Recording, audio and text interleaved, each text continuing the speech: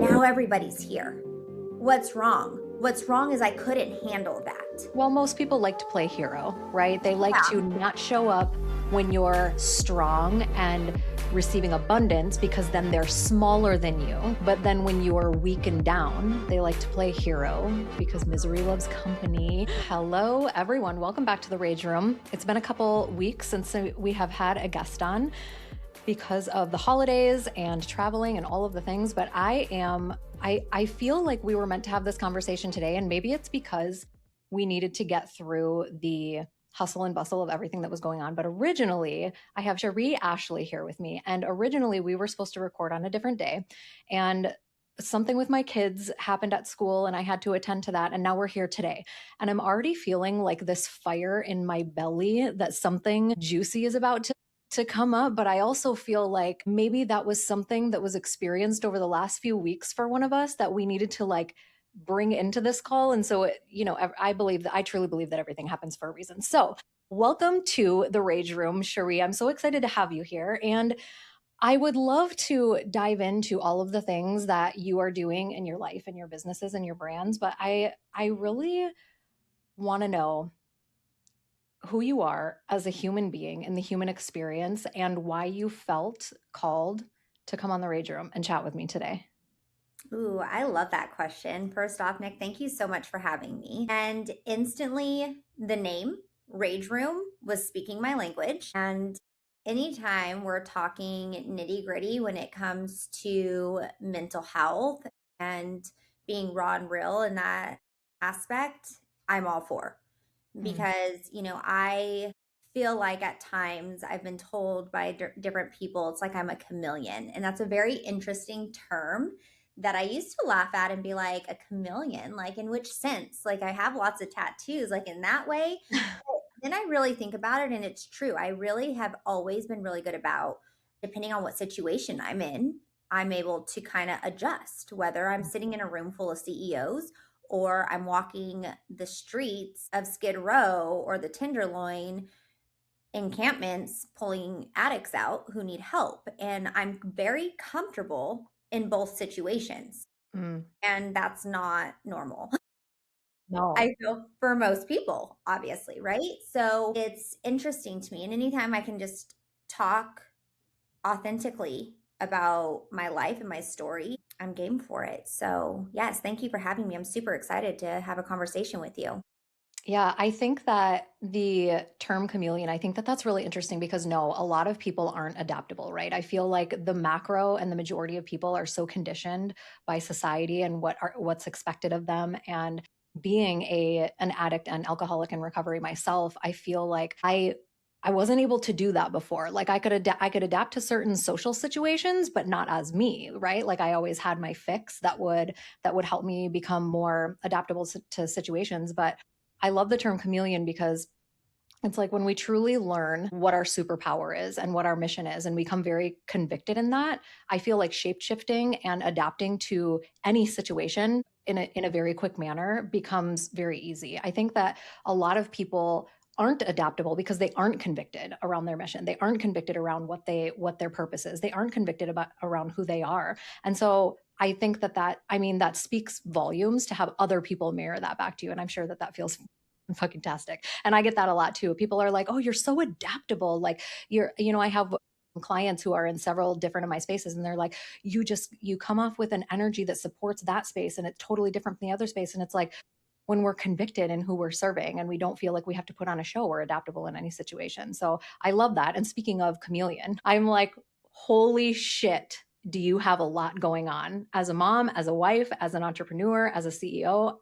And I'm like, I'm so balls deep in your journey right now because I did so much research on you before I asked you to come onto the Rage Room. But then being a fellow woman in recovery and really interested in how you leverage your time and your energy now that you're not using. I mean, I know you've been sober for over a decade, but it's like how we put that energy to good use and stepping out of that. So I would love to know more about the brands that you have right now because I think that it's going to give really amazing context to our listeners when we dive into the descents that you have had around that, even in recovery, right? Like obviously as recovering addicts and alcoholics, we have had the major descent before the ascent, but even in recovery and after we have the things that we think were going to make us happy, we have the descents. And I really want to give the listeners context around what you've built before we dive into that.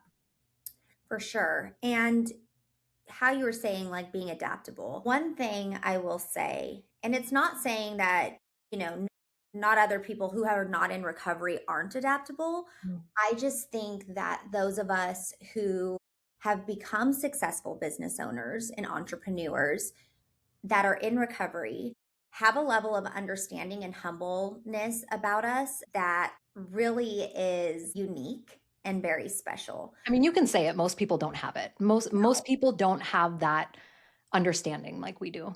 Mhm, It's and like they a and a different lot of level of times people enlightenment. feel they need to be who they need to be in Mm. that room, and that's not my get down. My get down is I'm gonna be who I am, and if you connect with that, great. If you don't, you're not for me. I've done a lot of personal healing work to have that mentality, so I'm not gonna walk into a room and try to be somebody that I'm not.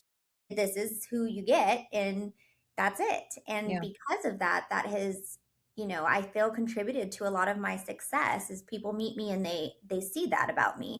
And I'm so thankful for my recovery because that's really what has inspired me to take leaps of faith when it comes to what I'm passionate about.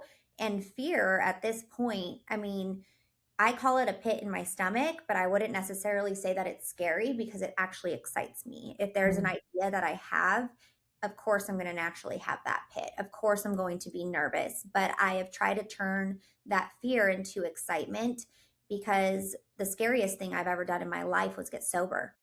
Yeah. And I mean, that was a mental talk with myself. Like, you've got to give this everything that you have. Like, you're not going to make it if you don't. And this is your one and only opportunity to do that. And I stepped into that feeling and really made it work for myself. And so I've continued to do that through my journey through businesses.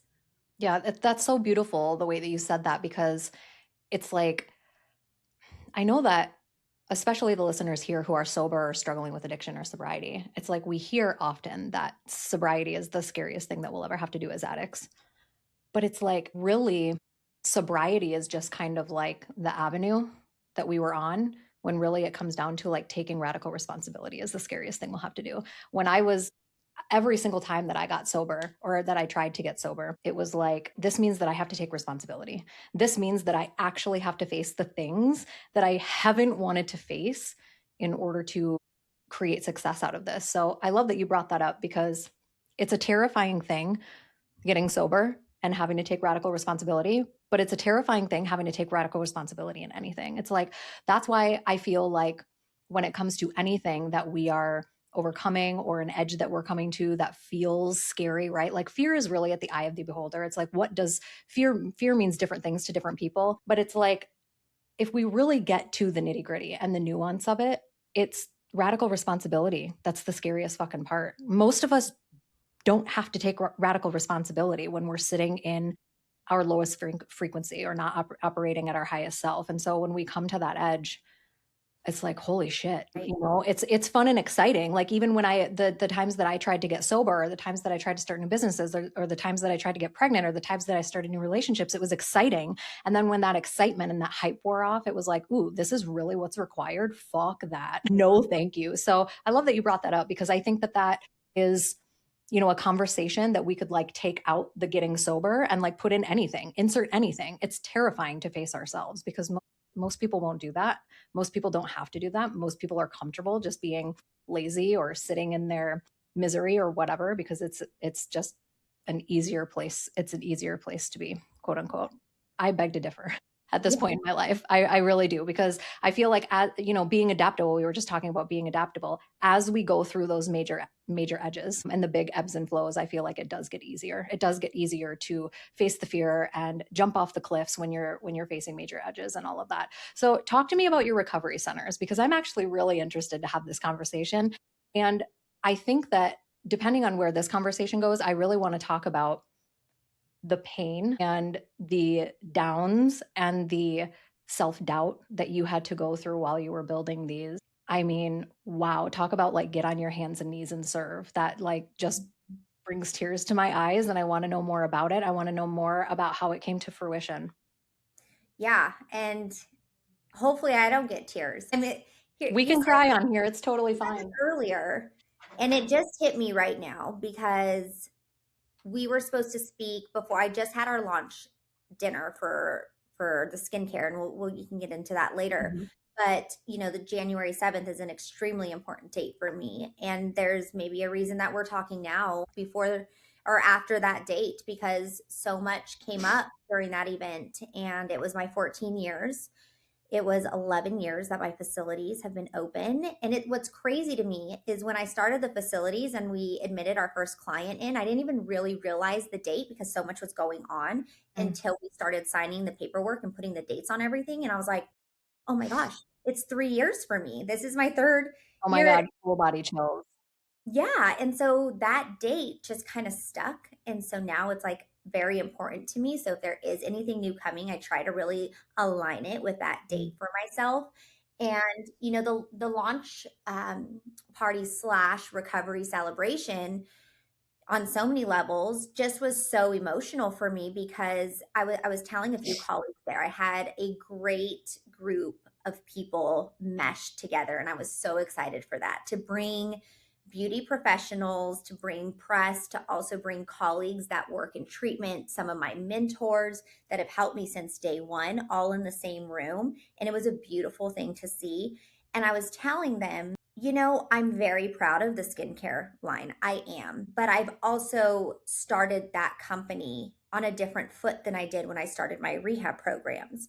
And I get more emotional when it comes to my rehab programs because that just brings back all the feels. It was not, Mhm. I didn't have the financial support that I have for my skincare brand. I had recovery, passion, and motivation. And that was it. Yeah. And one of those things of if I don't do it now, what if I never do it? And I don't want to know the what if I would have done this. So Yeah. when I started, the rehab programs, my family thought I was crazy because I was 24 years old. I just had a baby. Wasn't even he just turned 1 and I'm like, I'm going to start a detox program. And they're like, "What? Wow. How? Where? Why?" All the things, and I as an interventionist, I saw that there was a need. There was a detox need. And that Mm. was before honestly programs blew up and we were the like only detox program in the Central Coast. And I'm Wow. like, well, doing interventions, I'm never going to lie to my client. There's people out there that will do that. Oh yeah, don't worry, you can have your cell phone and you can have a TV in your room. Like I will never do that. I would Mm. not appreciate someone doing that to me. I rather bite the bullet and know exactly what I'm getting into and no surprises.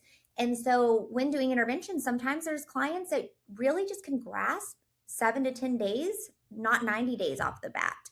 Let's get them sober, let them clear their mind a little bit, and Yeah. then discuss what a realistic goal is and time frame for it to work. So detox only was my goal. There's no cookie cutter program. It gives us enough time to really assess what is going on, what type of program that individual is going to need, whether it's gender specific, smaller boutique style program, larger program in their same area, get them out of the area. There's so many factors that come into it. So that was really my reason of why I wanted to start the program. And then when starting the program, how am I going to pay for this? I don't have the money for staff. And so honestly, it's crazy. I mean, You made the decision to do this before you had the funds. yeah, I had no funds. I had a credit card with a $5,000 limit. That was it. Babe. That's it. I mean, you cannot go Yeah. open a treatment program today with a $5,000 credit card. That's for sure. A lot of policies and procedures have changed since then. But there was a reason. God knew that was the timing. Yeah. And I'm so thankful for my family down from my grandparents to my husband. And, at the time he was my boyfriend. We weren't even engaged. And I said, look, I have this goal and this vision. And he was so supportive. And so he worked really hard to support the bills at the time and go do his work and then come help me with my work and do the night shift. And we did that for a couple of years to just build it up. And then I was doing interventions as well to help me cover the rent and hop on a plane. And I had a baby, and my mom was so helpful, and she'd watch Reese and okay, did an intervention, and that's going to be able to help, next month's rent. That's covered. Okay, cool. So there's a time I even closed down for 3 months. We didn't have any clients. And my first employee, we call her Mama D, she still with me today and still doing the night shift. So when I Yay, hired, Mama D. yeah, she's the best. I'm like, you can never retire. Um, but I felt like it was heaven. I was like, okay, I only have to be somewhere for 12 hours and I have 12 hours at home. Like, that's great. And then I would call her and be like, I'm so sorry. We don't have any clients. Like, I don't Mm, know what to do. And I can't even afford to pay you with no clients. And she's like, it's okay. I mean, so many moments of crying to her. Maybe this isn't for me. Maybe this wasn't a good idea. And I'll never forget her telling me, makes me so emotional. She goes, there's going to be a day that you have a wait list. mm, And that just seemed so far out of reach. I'm like, I don't even have one client. What do you mean? yeah. And we just continued to grow our work family. To work at BFR, you really just needed to be part of our family. And we've grown and we've expanded. But the one thing that I feel I was not prepared for was the turbulation that comes along with owning a business, let alone a substance Mm, abuse and mental health program. When you are dealing with peer crisis, not just with the individual entering the program, but the family as a whole, yeah. nobody prepared me for that type of, you know, business decisions that I had to make and, people just secretly out to get you because now you're a business owner and oh, she must carry liability insurance and oh, we're just going to blame Mhm. this on her. There's been so much over the years that has just broke me down to my knees. Like, I don't have the strength to get through this. Why is this so hard? And I look back and I'm like, I'll never forget calling a mentor of mine and saying, like, how do you deal with this? How do you deal with someone that's trying to sue you or an employee that's trying to do this when you've done nothing wrong and it's just greed? And he says, you're not successful unless you've dealt with a lawsuit. And I'm I like, mean, that's the fucking bold ass truth. and it's crazy to me. I took Mm, it so personal, then it's one of those things where this family wants to blast you all over the news and do all this stuff, and you can't even defend yourself. I mean, and forgive me to everyone on my legal team right now if they're hearing this, because they're going to be like, Cheree, the thing that they teach you is don't talk about it. You can't defend mhm, yourself. You can't do any of this stuff. And you have to sit there and take the heat of people putting completely false information about you or your company out there mhm. for money. Big time. What does that look like behind the scenes for you when you're navigating that? Hard. And that's where I could cry. Hard. Hard because there's people out there who don't know me. Mhm. They may know me through social media, so they think they know me. They may see me because I'm driving around in a nice car, so again, they think they know my situation. Yeah. And it's hard. It's hard to navigate that. It's hard to sit there and have to put that level of big girl pants on Mm. by myself. Those are heavy big girl pants. That's why I'm like, I want a business partner now so that they can handle this piece, please, because I don't want to do it. Yeah. And it's really hard and it's part of the process, but those are things that you're not prepared for. And that's what I wish if ever I were to, mentor, do some sort of class for young business women that are starting up to prepare them for those types of things. You can Yeah. get prepared for overhead, you could talk numbers, you can do all of that. But there's this other side of business that is not talked about enough that is very, very scary for an individual to experience when you feel like you've worked so hard for something and there's a possibility they're going to take it all from you. And there's really Mhm. nothing you can do about it because you live in the state of California and it favors everybody but the employer. You know what I mean? Like, it's Mhm. just so crazy to me. I mean, I can go down a million different rabbit holes, but that has been challenging.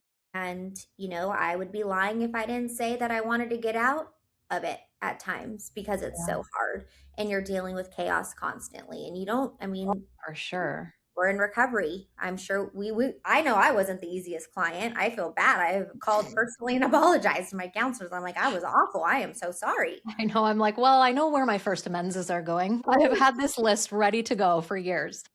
Totally. Yeah. So the entire reason why the Rage Room exists is for moments like this. And so thank you for sharing that. And I always say everybody wants to be the business owner until the invoice comes. Everybody wants to be the business owner until the lawsuit comes. Everybody wants to be the business owner until the pivot comes. And it's just so fucking true. And I think that nothing can prepare you for that level of self confidence and self trust and trust in God or source or whatever it is you believe in, a power higher than yourself. Nothing can prepare you for that except for experience. I Mhm. mean, even if I listened to every single podcast or every single mentor or every single whatever tell me that these are the things I'm going to deal with, our body just has to experience those things in order to be able to build the armor to handle them, right? And so I truly believe that this is why a lot of people don't make it in their businesses or their relationship or sobriety or whatever it is that they're feeling called to do that's bigger than what society has deemed appropriate for us, right? You stay little in the box. And then there's like this big thing. It's like, oh, I can't fucking do that. It's scary. But like it's like practice. We have to practice. We have to experience to be able to hold that. And the difference between you and the macro, the difference between me and the macro, and the similarities between you and I is we continue to have the armor stripped from us and put better armor on every single time, right? And I feel like the most powerful strategy is the radical self trust. I mean, how more convicted are you in handling a situation that, because I'm sure there will be other situations like that. How much more convicted in handling that situation are you now Mhm. than you were the first time it happened? Like now it's just like, okay, I know that I can handle this because it always works out in my favor every single time. And all of those things now I look at those as experiences that shaped me into who I am today. And I know it's cliche, right? Like if you're listening and you're like, oh, everybody says that. It shaped me into the woman I am today. But it's true. It's like we have to become a fucking callus. We Yeah. can't just be like this virgin skin and like think that we can handle everything. It just doesn't work that way in the human experience. And if you're anything like me, like I'm very spiritual, like I am a vessel of God, like I really truly trust in everything that I do is for a purpose, even the painful things. But it's like even as an infinite being, I don't believe that I can handle the big things unless I experience it over and over and over and over again. And even then, I'm still a work in progress. Right. So I would love to hear, like, I know that you talked a little bit about the behind the scenes and how it was hard, but like, how do you feel like the first time that you ever had to handle that? And you said, it dropped me to my knees. Like, in that moment, what did that feel like in your body? What did that feel like in like what was going through your mind? Because something similar happened to me last year where I had a client that was actually in recovery and she was a sober coach and she had worked with me for a year. And because I was active in practicing Buddhism and her Christian beliefs didn't align, and she told me that I was going to hell and started defaulting on all of her payments and doing chargebacks. And I told my husband I'm going to have to file bankruptcy. Like there's no way that we can handle this type of hit. And I remember saying to him, like, I don't want to live anymore. Like, I cannot continue to do this. And it felt even more painful to be like stabbed in the back by one of my sober sisters, like somebody who's in recovery, somebody who's supposed to be doing good, right? And so I would love to hear like what that felt like to you in your body. And because I know there are listeners here that really, most of them who are listening are visionaries. They have big expansive ideas and big missions, and they feel a lot with their body, right? They feel a lot with their body, they move a lot with their body. And so I would love for you to just describe what that felt like in your body and what was going through your head when you like dropped to your knees and you're like, fuck, I can't take this kind of hit right now. Yeah. The feeling of working so hard and having my husband says it all the time too. I have a heart that is a blessing and a curse. Mm, Like people meet me and may mistaken it for fakeness because I'm sincerely that humble and loving of a person. Like yeah. I really want to see people win. So when people really don't want to see me win and they sincerely just hope I fail, and then they go out of their way to try to make me fail. I just really I care what other people think. I shouldn't care, and I get it, and I wish I was blessed with the gift of not caring, but I do, and it rips me and it to my core when I'm like, I did nothing to deserve this. This hurts. And then I feel I would play a little, little pity parties, I always say, and then just dust my knees off and okay, back to business. But, there's times where I've cried and I'm like, I'm not strong enough for this. And there's nobody that can help me. Mm. Everybody can sit there and say, I am so sorry you're going through this, including my husband, my poor husband. It's just like he's helpless. He doesn't know what to do. And it's just like, can you handle this for me? Can anybody step in and do this for me? Because I can only do so much. And I feel like because I do so many different things, it's almost like Cheree can handle it. She's got it. And I'm like, is anyone going to check in on me? Like how they say check in on your friend. Like Yeah. I'm like constantly good about like, hey, how are you? This, that, And I'm like, is anybody hello here? Like, what if I say I'm gonna relapse right now? Like everyone's gonna come running and be like, oh my God, we're worried about you. But because I'm acting strong, Mm. nobody's worried, you know? Oh. Like that's Oh. that hurts. And that's where it's like, okay, so if I then relapsed and then went into rehab again, which don't worry, everybody, I'm not going to, but really, and then it's like, now everybody's here. What's wrong? What's wrong is I couldn't handle that. Well, most people like to play hero, right? They like Yeah. to not show up when you're strong and receiving abundance because then they're smaller than you. But then when you're weak and down, they like to play hero because misery loves company. And I Mhm. feel that. So how do you deal with that now? Do you feel like you're better at navigating that? 100%. 100%. I have, accept on so many different levels. And one, I'm able to really understand that I'd be like, well, they're complaining about this. Like they have no idea. You know what I've dealt with? I can't do that. Everybody's stress level is completely different. Mm. There's people that are operating much larger companies than I am, and I sympathize because I could only imagine. And I guess sometimes you expect that sympathy for somebody that is also stressful and think like, oh my gosh, well, her stress must be really bad too. And I don't even know where I'm getting at with that, but I feel like I'm able to sympathize with other people and understand that I am able to handle it, but I also need to make sure that I talk about it and take care of myself. And I have found those outlets, Yeah. really just going to the gym and making sure I start my day. I am thankful now for those experiences because I now, like you said, we know we can handle them. We Yeah. now know we don't have to take that personally. I once had an attorney tell me, look, you're in the business of helping people. That's how you're making a living for yourself. That's what you do. Unfortunately, when you're dealing with people that are masking themselves as something and then turning around and out to get you or sue happy, that's Mm. their business.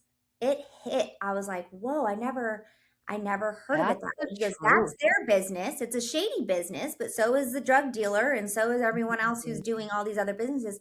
That's their business. That's the way they operate. And they want to try to make a living off of suing everybody. So let them do their business, even though we don't like their business.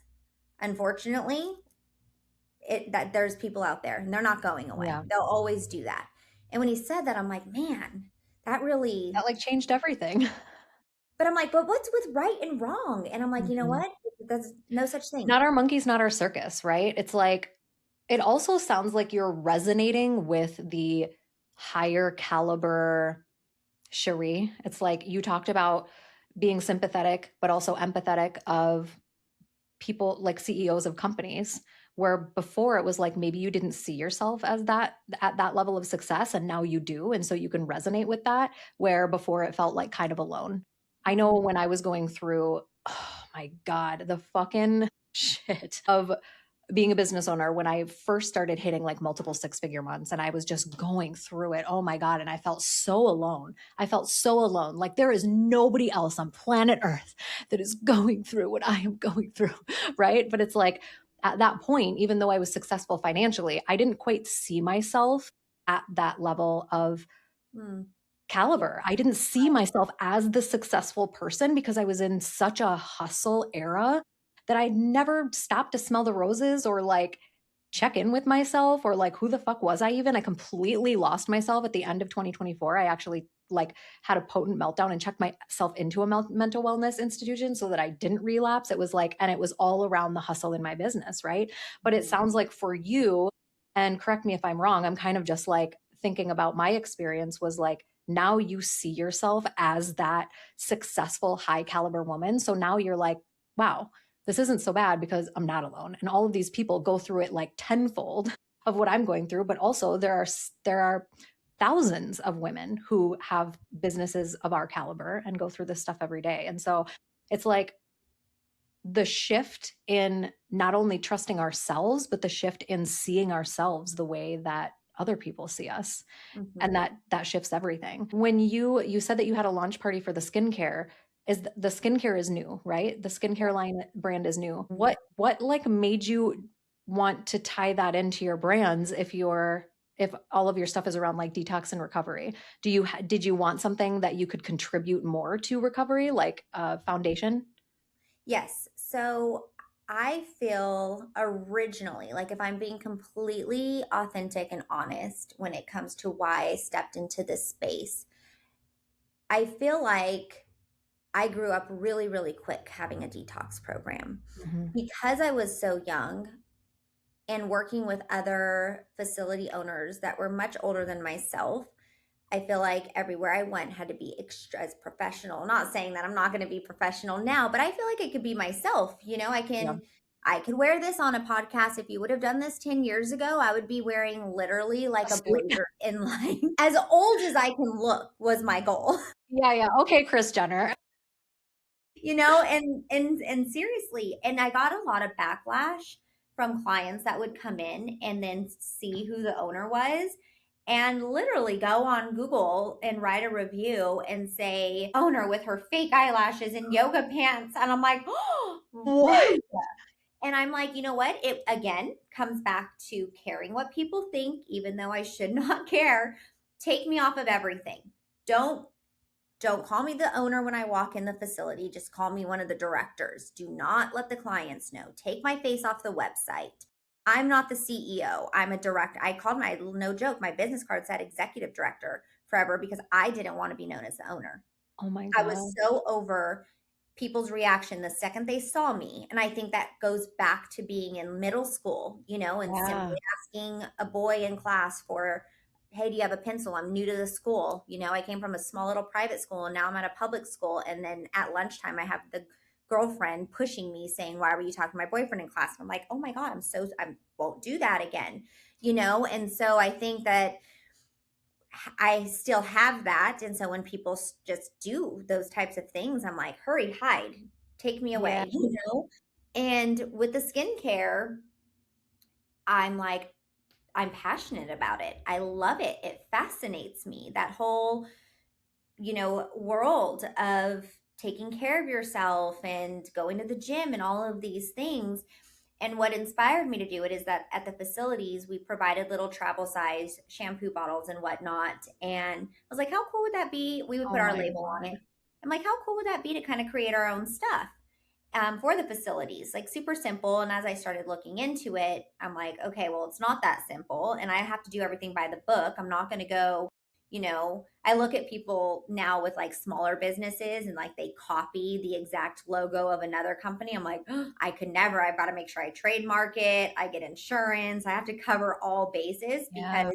as you grow, people are looking at that. When you're Mhm. a really small boutique style company in a small town, maybe you don't have to worry about it as much. But for me, I was like, okay, if I'm going to do this, I need to make sure that it's like legit because God forbid somebody has a reaction to the Amazon shampoo, they're going to come after me. So when I started looking into that, I'm like, well, if I'm going to do this, let's really do this. Like, Yeah. let's take it a little bit further. Where do I like to shop? Where can I see this? Let's make it a little bit more universal where we're not catering just to my rehab programs or rehabs in general. And that's kind of how the whole thing started. And I'm like, how can I tie these together? well, we can reach more people through the skincare in a totally different light, and a percent of proceeds can go towards helping people that are struggling. So it's a skincare brand with a mission and a give back program. Wow. And so that's kind of how the whole thing started. That's just wild. But as you were saying it, and you were saying, well, if we're going to do this, we're going to go all in. And I'm like, are you the kind of person that has to like take everything to the extreme? Oh, Like I yeah. am. To the point where my goal is not to Oh my, start anything new in 2026. I know. It's like and my husband and I always joke because he's like, maybe you should just like get a hobby. And I was like, and what the fuck hobby would that be? Like, if No, I this want to is start my working hobby. out, I would build a gym. If I wanted Yeah, to start like exactly. traveling more, I'd become a pilot. You know what I mean? Like, I take everything to the extreme. It's so wild that when 100. you were saying that, I was like, same.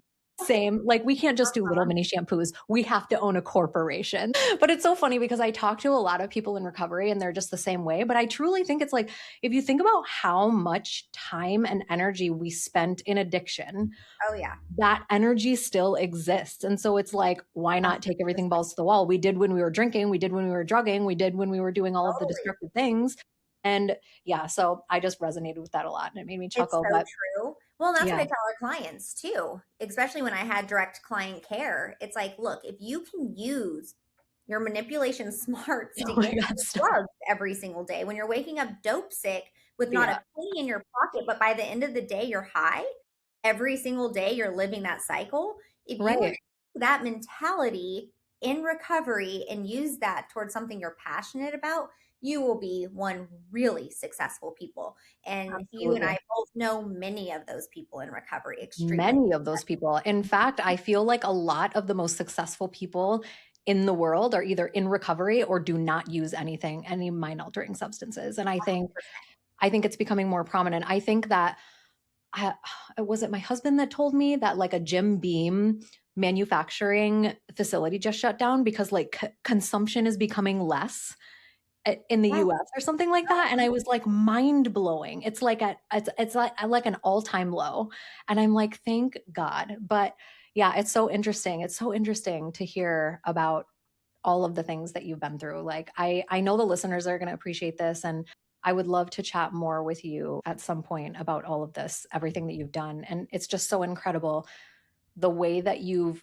like when you were talking in the beginning about starting a detox and you said that your family were like what? Like even I can't fathom that. And I feel like I can fathom a lot, but I my hat's off to you. And the fact that you took this energy and this painful, terrifying, life altering experience and channeled it into something good is just wow. Your karma is going to be set for all of your lifetimes to come. And all of the people that you touch on a daily basis is just so extraordinary. And just being a woman in recovery, and I know a lot of the listeners here are going to be in the sober world, sober curious, in recovery, battling their own demons, are just going to so appreciate this because really at the end of the day, regardless of what we're battling or the descent that we're in or the edge that we're coming to, we're all here trying to do the same thing, just on a different level. And so I really appreciate you sharing your story with us today. For the listeners, how can we find you and what is the edge that you're working through right now in 2026?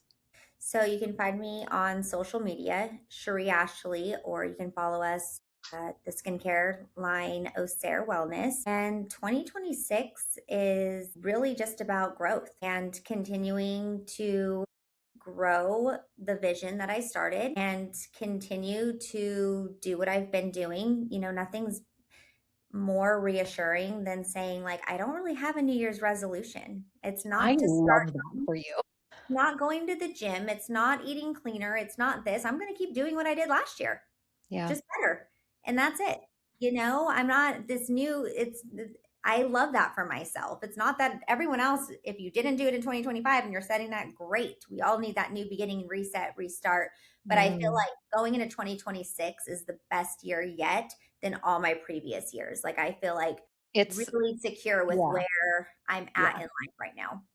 It's definitely a collective thing, and I'm with you. I used to set, like, resolutions and stuff like that, and now I really surrender every day. I try to live every day as if it's a lifetime, and I wake up and I surrender and I open up and I'm just like, "Whatever the fuck today is gonna bring me, like, bring it on. Let's go." Yes. Yes. So, thank you so much for sharing your journey with us. Thank Thank you you. so much. I'm sure that we will hear more from you. For all of the listeners, I will see you on the next episode of The Rage Room, and remember to buckle up, Buttercup, because you've got this. I'll talk to you all soon.